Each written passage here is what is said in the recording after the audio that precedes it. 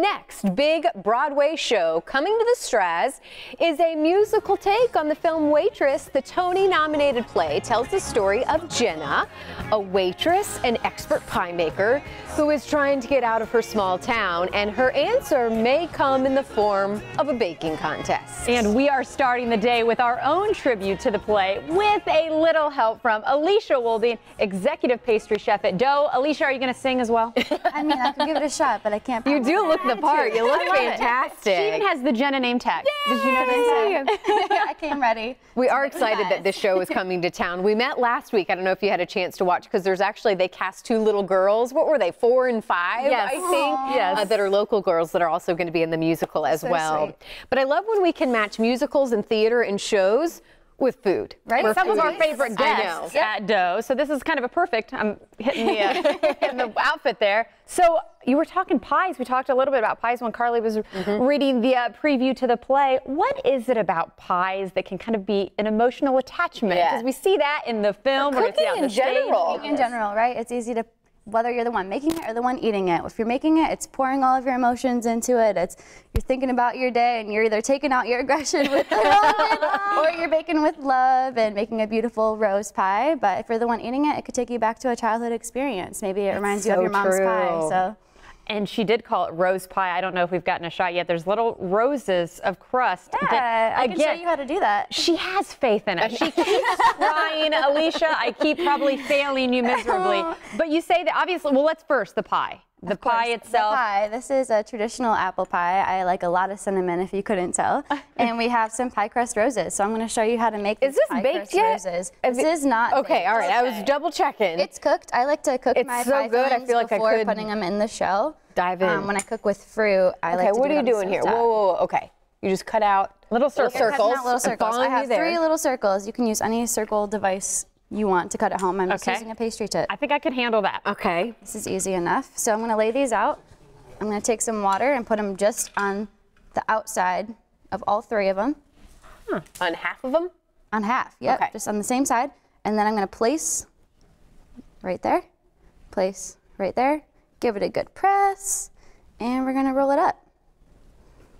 Now, what is the hardest part of these pies? Is it actually the filling, or is it actually, this seems, I think, the most challenging part? I think the filling, because you got to get it just right with the amount of flour to thicken, otherwise you're going to have a juicy hot mess.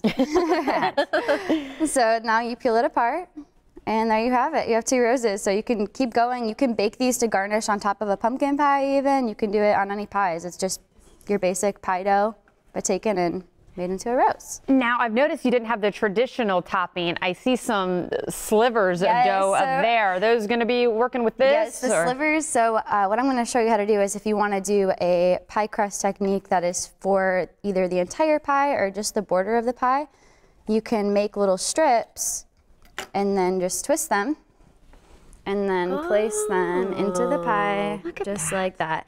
And it looks so different, and it's so unique, and it honestly, in my opinion, looks better than a traditional lattice So pie. you will do this all the way around? Yeah, it can go all the way around, or if you didn't want the roses in the center, you could go the whole way and just spiral through the center. So that's cool. There's a lot of cool ways to do pie, but if you wanted to see how to do Is there crust on the bottom of this, or did you just put filling in? There's crust on the bottom, There is yes. crust on the bottom, okay. But to make pie filling, what I always do is I always take a stock pot, I put my fruit in, my sugar, and then I let that cook. And once all the juice is mostly cooked out of the fruit and sugar, that's it? Yeah, so if I were to do apple pie, for instance, I would take cut up apples, I would put in brown sugar, white sugar, some cinnamon.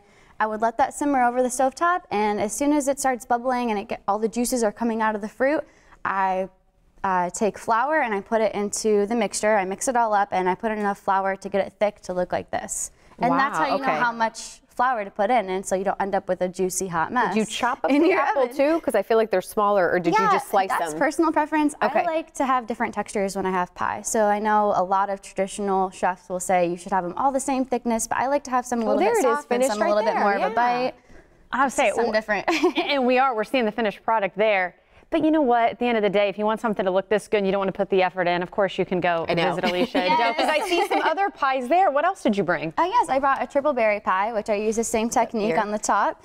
And if we want to dive into that one, we can. We have another Dutch apple pie where I use the twist technique. You can see it baked off on top of the apples there. That looks so cool. Now with the fruit though, real quick, can you just swap out, like if you were going to do blueberries or peaches maybe? Technique. Okay, so same thing. Strawberries, peaches, you name it.